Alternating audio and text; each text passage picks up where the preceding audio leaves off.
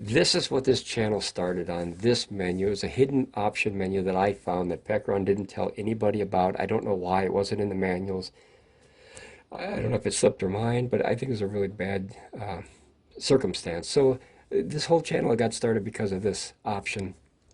So this is only a version 1. Version 2 menu is a little different, but notice it shows voltage, which is for the battery arrays. It's, when you get the batteries, you have to set it up. It's different on version 2 though. Kilo M has a nice review of his model because I don't have version 2 of showing you his menu. And then you could see the difference. So you got menu 1, you have a short tap and a long tap, like SOS, if you're familiar with that, the,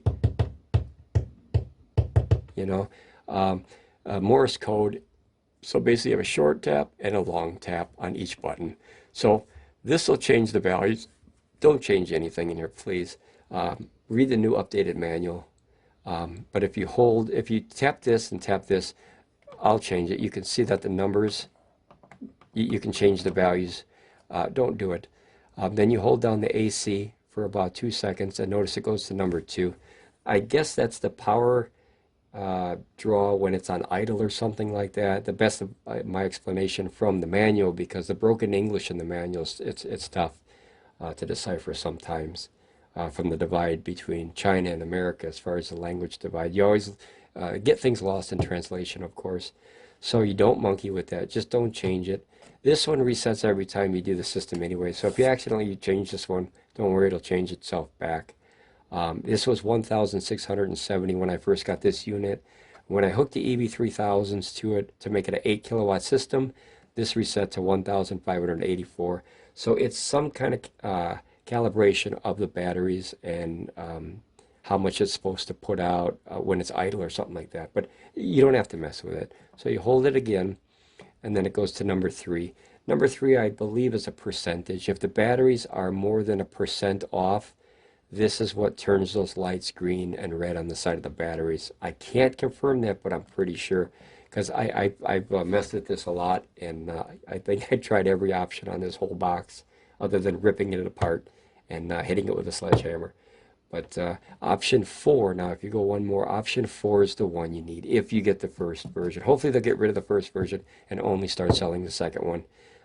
Like I said, if you watch Kilo M's, which is KILO space M, his channel, he's only got like 3 videos.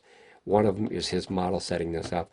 Notice that this says 8,064. That's the complete array system of all 3 batteries, the unit and the 2 EB3000s. When they're all together as a whole. I had to set this manually so the power meter understands the starting point and the ending point of like the alphabet. You have A to Z, and if you don't tell it where to start, it doesn't understand what percentage of the alphabet it's run through yet. So I had to set this. When you get just this model, it's 1,920. 2 batteries will be, I think it's like 4,992. And then 3 batteries is obviously 8,064. The new model, the version 2 that Kilo showed me, was much more simple, because these you have to change. So you have to change them one at a time. It was a pain, but I figured it out.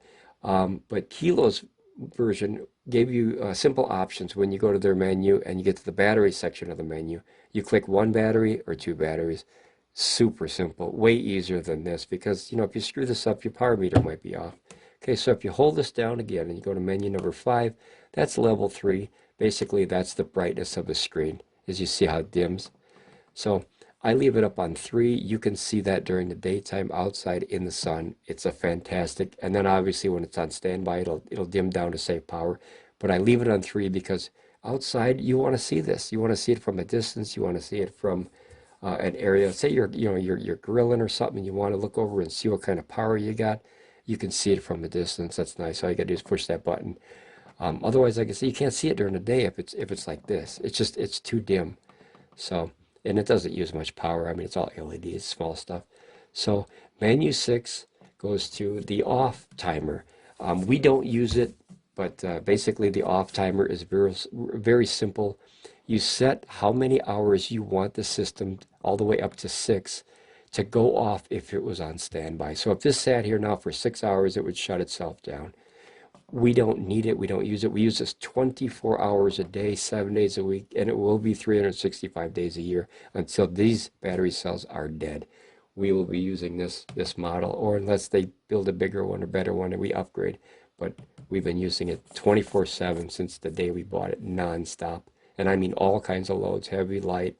The draws have been anywhere between 5 watts for 24 hours all the way up to 1850 watts for 24 hours. So we've tested every single in and out of this system to make sure that this is, you know, the best bang for the buck, you will. So that's the hours, okay? So if you do the menu 7, 22 volts. Notice I said that before, 22 volts is the cutoff for the safety of the cells. If it gets lower than that, it starts to deteriorate the cells faster than what it should, because it kind of hurts the cells. It's kind of like an idle on a car. If you run it too low, it hurts the car, you know, conks out and it runs bad. So that's like the efficiency that you shouldn't go down as far as the battery volume of the voltage. You don't want to go below that, otherwise it'll start hurting those batteries. Now if you do one more, it'll say EEP. That means finalization. I don't know why they chose those letters. They must have had a reason, of course. So that's the entire setup of when you get the batteries. This video I think is much more easy to explain because I know much more about the system now. I've spent many hours with this thing already. So let's go. Now you saw the whole front, which is really cool. Now hopefully you can see this part about it. I'm hoping you can see this. All right, I don't know if you can see that. Okay, right there. So this is a wireless charging. Basically, it's 15 watts. It's not fast. You're not going to get a speedy charge out of that. However, if you take a phone, right, this doesn't have it, but if it had wireless charging, you just take a phone and you just set it right there. This pops on the DC. You have to turn it on, but I mean it starts charging. Once you just set it there and the DC's already on, it just starts charging automatically. My wife has these little Android buds that she wears, and very expensive little things, but she loves them. And in the box, you can set that right up there, and it'll just start charging up to 15 watts. So very cool. I don't use it myself, but I like having it there. I think it's a nice feature. So let's see here. Let me put this away. Okay. So now we're going to go to the side of the unit. Nothing, just a couple exhaust fan fins. Basically, it lets that hot air get out of there. The handles, the construction and the handles. The construction, very good. I would give it maybe 8 out of 10 as far as durability. It seems to be very durable. I've had no problems with it. The bumpers, obviously, I had to adjust because I took them off so I could open the system up. I wanted to see what's inside it as far as changing the swap the boards out. I'll make a video on that later. But these are rubber coated. So very nice, because the rubber is very good, because when you're carrying this weighs about 50 pounds. It's just a hair under 50 pounds, like 48 and a half. You know, that's heavy. So if you carry it one hand, I can carry it one hand, I'm lucky. Otherwise, I know in a couple of years I'll be able to have 2 hands, because that's heavy the older you get. But very nice, because it makes it safer so it doesn't slip. Doesn't slip when you carry it. I like that. The rubber grips on top of the aluminum handles that are inside there, and the aluminum handles are connected to that metal chassis frame inside.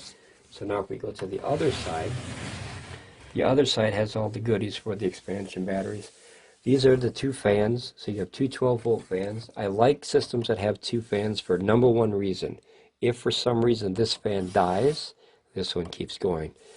If they both die, obviously your system overheats and you have a problem. So that way you can have a backup. This is always a safety backup. Now this is the expansion port for the 24-volt battery, the EB3000s. It has this little rubber thing. I do not like it. I'm going to be very honest with all my reviews on this channel. I do not like these covers. As you can see, putting them back on, do you see how kind of flimsy they are? Right? See?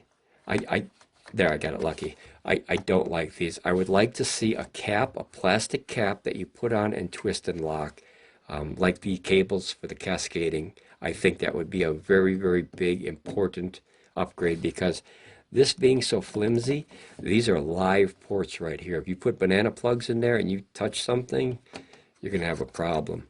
If water gets in there, water vapor, being just a little rubber cover like that, if these touch with water, could short out your whole battery system and hurt your battery cells. So as you see, I'll try to put this back on. I don't like these. I hope PECRON upgrades these. There, I got lucky. You almost have to like really center it really good, but I would love to see a little locking cap that you twist and it locks, the same as the cascade cables. Now these are your blade fuses. I have never taken these out. I assume that you pinch them and you pull them. That's simple. The same as you would do in a car. I believe that one is for the main unit and the second one is for the expansion batteries. I can't confirm that. It's not in the manual, and I have not opened the machine to see it. But I'm assuming because that makes sense. One for the main system and one for the secondary system. Okay, so that's all that part. Let's see. All right, let's see if we're back in frame here. Okay, so that's pretty much the entire system. I'm trying to think of anything else. It weighs about 50 pounds. I've used this, like I said, 24/7 for, it's got to be close to a year now. I've had zero problems. When you charge, you could leave a string. I leave a 800-watt string on the charging and an array of solar panels, which is 4 200-watt panels in series parallel. I'll explain it in another video. And this one has 2 100-watt Harbor Freight monocrystalline panels, and those are in series to put the voltage up high enough, because you need 32 volts to start each one of these and then 12 to start that one. So I have 1,000 watts of solar panels hooked to this 24 hours a day, 7 days a week. And we've seen no problems. There's no beeps that come on when the voltage is too low. It just doesn't activate anything. That's nice. I've had other systems where it just drove me crazy, so I'd have to go and plug it in every single morning and then unplug it, you know, at the end of the solar